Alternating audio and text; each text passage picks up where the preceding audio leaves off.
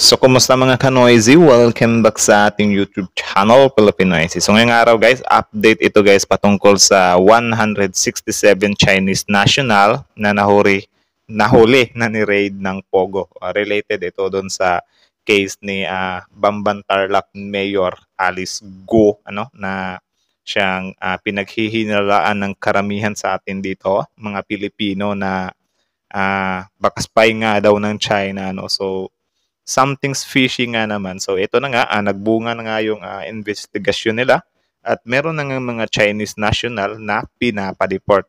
Di rin biro guys, 167. My goodness. So yan yung bibigyan natin ng reaction at papanoorin natin. So ang video ito ay mula kay UNTV News and Rescue. So yan, supportahan nyo yan guys. Also, kung gusto nyo ng mga ganitong reaction video may kasama kayo manood, huwag nyo na rin kalimutang supportahan yung YouTube channel natin, Filipinoisy. So, di na natin ito patatagalin pa. Baka agawin pa ng China. Again, ang title ng video ito, 167 Chinese nationals na nahuli sa ni-raid na Pogo Hub sa Tarlac, ipinadeport. Hane pa, deport lang ha? Deport lang. So again, like, comment, share, subscribe. Start. JP, anong mga kaso ba ang maaaring kaharapin itong mga Chinese nationals na na-deport? Ella, Diba, deport lang. So, kasong kakaharapin tapos deport.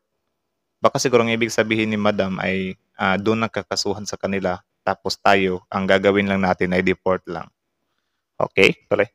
ayon nga sa PAOK, pwede silang mapatawan ng kasong kriminal dahil dun sa involvement nila Dami. sa operasyon ng Zunyuan Technology Incorporated. Ito yung Pogo Hub na ni-raid sa Bamban Tarlac. Grabe, ang laki pala nito, min.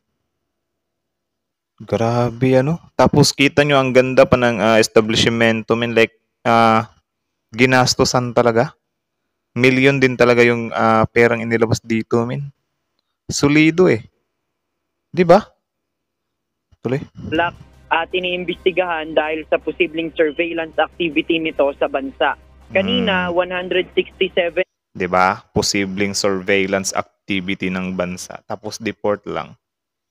'Di ba pwedeng big deal na 'yan para sa Pilipinas kasi surveillance nga ng bansa natin, 'di ba? Yung maaring mag-compromise.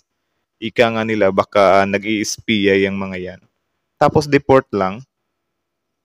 'Di ba? Actually, medyo naguguluhan din ako sa mga ganito, guys, kasi yun hindi naman talaga tayo maalam talaga about sa mga batas-batas pero I think sobrang unfair ng ganun na yung nilabag nila ay something dito sa atin yung security na ata kasi baka nga suspected nga sila, 'di ba? Or siguro dahil suspected lang sila, walang matibay na ebidensya pa talaga. Kaya nakakalusot sila. So paano kung nakalusot sila kunyari? Hindi huli na ngayon. 'Di ba? Tapos ang nakakaano pa diyan, tapos yung sigaw pa ng karamihan dito ay baka naman kapag pinauwi na yan sa kanila ay hindi din naman ikulong yan, baka pakawalan lang din. Kasi baka nga totoo yung pinaghihinalaan natin dito ng mga espiya nga yan. 'Di ba? My goodness, tore. na mga Chinese nationals ang na-deport pabalik ng China. Ito yung Dami. mga empleyado ng nasabing hub at isinakay na sila kanina sa Ninoy Aquino International Airport o NAIA. Kaya sila i-deport, ang iba sa kanila walang naipakitang kaukulang dokumento at meron ding overstaying na dito sa bansa. Grabe, walang mga dokumento at overstaying. My goodness, paano nangyari yun? Actually, parang nakakaano lang din na yung mga kababayan natin pahirapang makalabas. Pero itong mga honghings na to, sobrang dali lang nilang nakapasok dito. Ang dami niya, 167. Meron pang next batch niyan. Meron pang first at second batch niyan. Parang pangatlong batch na to eh. 'Di ba? Okay sana kung ang nakalusot isa, dalawa, tatlo lang kasi parang maano natin na siguro out of 1,000, tatlo lang yung nakapasok. Pero ganyan, sobrang daming nakapasok. Though hindi ako sa kanila, pero sana naman mas pinaigting palalo ba? Kasi parang sa nangyayari kasi ngayon, kita nyo naman. Kaya galit na galit din yung taong bayan dito eh. Kasi, yun nga, siguro sila, nakakaranas sila ng mga offload.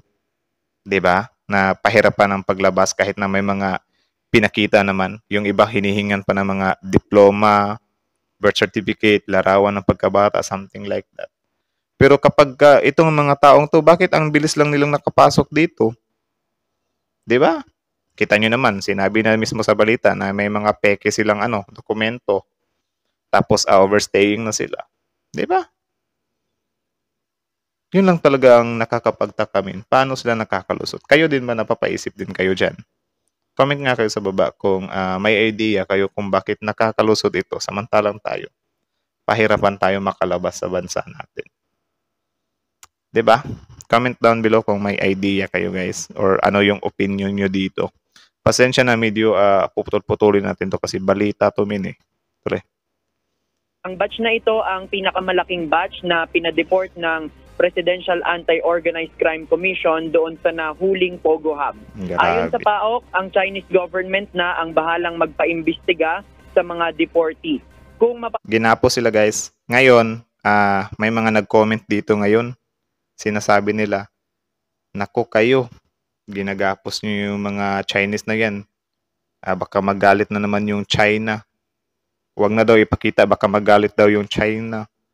Bakit tayo yung mag-a-adjust, uy? Harap-harapan na nga tayong ginaganyan, diba? Tapos tayo pa yung mag-a-adjust. Huwag daw natong ipakita sa China kasi baka mas lalo daw silang matriggered sa atin. Like, what?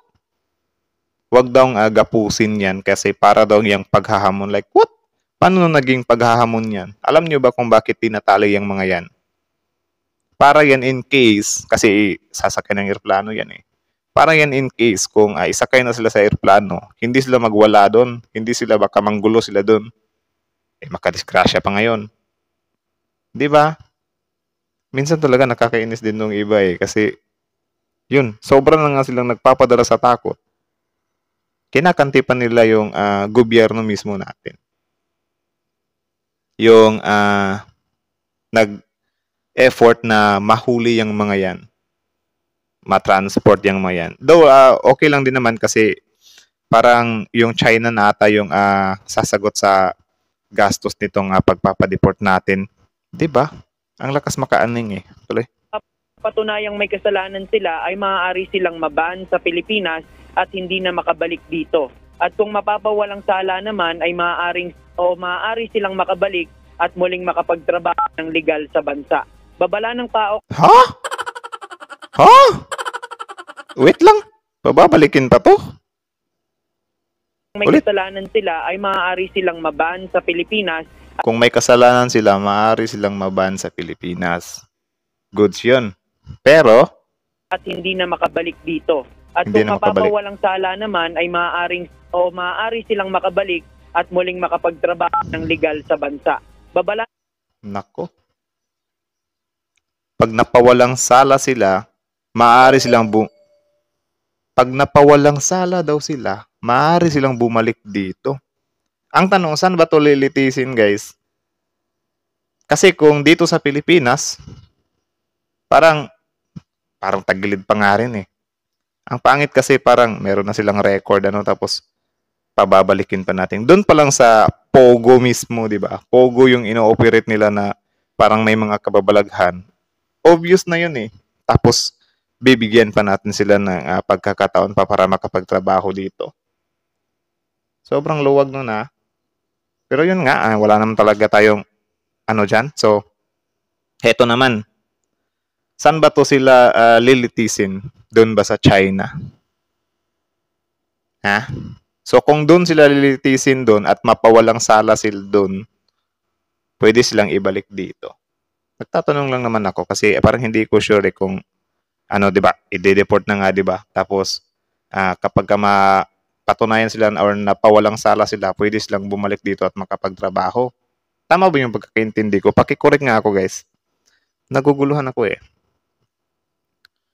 Mas nakakatakot pala yun. Kapag doon sa China sila lilitisin, tapos, paano yan kapag pinawalang sala sila? Kasi at first pa lang, baka yun na yung plano nila na ipadala dito kasi Alam nila na deportation lang yung parusa. Tapos, dun sa kanila lilitisin, hindi, i-cleanse na naman nila yan. May mga nagko-comment mga dito na ang lakas daw makaalyas ng mga taong to, papalit-palit pa. Yung, kita nyo yung partner ni Alice Go. Dami palang nun, tapos fugitive na pala yun. Bakit lumulusot yun, di ba? Grabe. Talaga ba? Ang gulo Tuloy.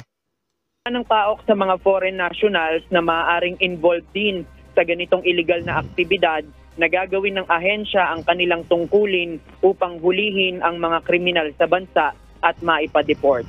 Yan muna ang ating latest live. Balik sa'yo, Ella. So yun lang mula sa UNTV News and Rescue. Tuloy pa.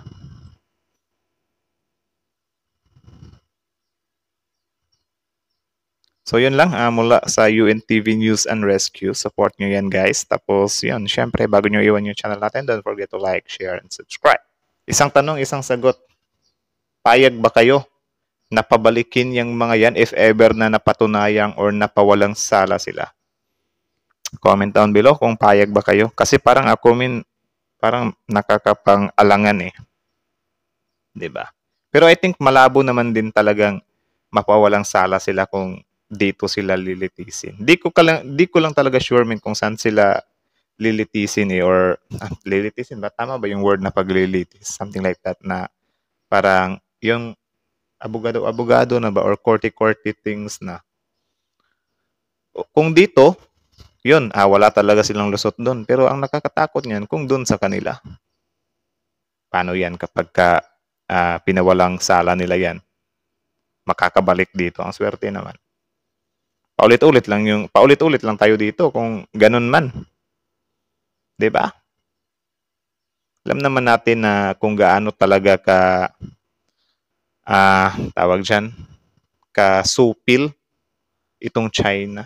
Like lahat talaga gagawin nila para lang makakuha sila ng info sa mga bansa na hindi nila gusto. 'Di ba? Obviously tayo 'yun. Number 1 tayo sa hindi gusto ng China kasi nga meron tayong pinag-aagawang teritoryo ngayon. Tapos ganyan yung mangyayari. Ang gulo na dun pa nga lang sa may mahigit 100 mga Chinese na nakapasok dito. Sobrang nakakalungkot na yun kasi paano nakapasok yung mga yon? Anong klaseng screening daw ba yung pinagdadaanan nun? Bakit basta-basta lang nakalusot yung mga yun, di ba? Tapos yan kapag pwede pa silang bumalik dito, wag na. Dapat wag na, di ba? Gagawa lang ulit yan ng mga kalokohan dito Imposible namang hindi sila aware sa pinagagagawa nila doon. Or maybe baka front lang din sila, So, may mga comment dito. Basahin natin yung mga comment ng taong bayan, reaction ng taong bayan. Lahat Pogo workers palayasin hanggat nagwa-water cans ang Coast Guard nila. Babalik rin yan. Pabalikin pa rin yan ng mga tauhan ng DFA. Nako. Nakakabahala na pagdami ng mga checkwa sa Pinas. Marami na pala overstaying sa Pinas. Yun nga Sa overstaying pa lang, wala Parang ang luwag-luwag natin. Nagulat na lang tayo para kapag may naririnig tayo na 2 years, 3 years, 5 years ng mga overstaying. Ang tagal na nun they were already deported so no need to accept them as a tourist later on because they will do the same. Diba? Natumbok mo. Napakaluwag kasi ng Pinas sa may mga pera kaya nakakapasok. Boom! O hindi natin nilalahat yun. Huwag nyo namang lahatin kasi meron din namang mga matitinong mga worker dyan sa government natin. Yun nga lang sa mga hindi matitino, kayo yung pinapatamaan dito Kaya mahiyahiya naman kayo sa mga ginagawa yung trabaho nila. Pati mga dumagsang students sa Cagayan, isama na din. Nako, yun din. Malaking issue din yun. Isama din sana nila yung mga illegal workers na Chinese sa Pogo Island, Island Cove at si Alice Go. Yun lang. Pinapasali na si si Alice Go. Pati yung mayor sa Tarlac, isama na. Baka puro imbestiga lang kayo, baka nasuhulan, case closed na. Yun lang. Ay nako, ang gulo na talaga ng bansang Pilipinas, men. Nakakalungkot din yun na sobrang dami ng mga Chinese na nakakapasok dito. Though wala naman sana talagang issue kung makapasok sila dito na maganda lang yung hangarin nila. Pero halimbawa may mga ganyan, alam naman natin na may tension ngayon sa West Philippine Sea, di ba? Tapos malaman-laman natin. Like, actually, sobrang nakakasorpresa ngayon na grabe, unstoppable yung mga nabubuking ngayon ng gobyerno natin sa mga Chinese na nandito sa Pilipinas, ha? Like, nung nakaraan, sa Coast Guard, yung sa Cagayan, mga Chinese students, yung lalaki doon na may dala na high-armed na Chinese gun, tapos ito naman, mga ide-deport na mga sa Pogo.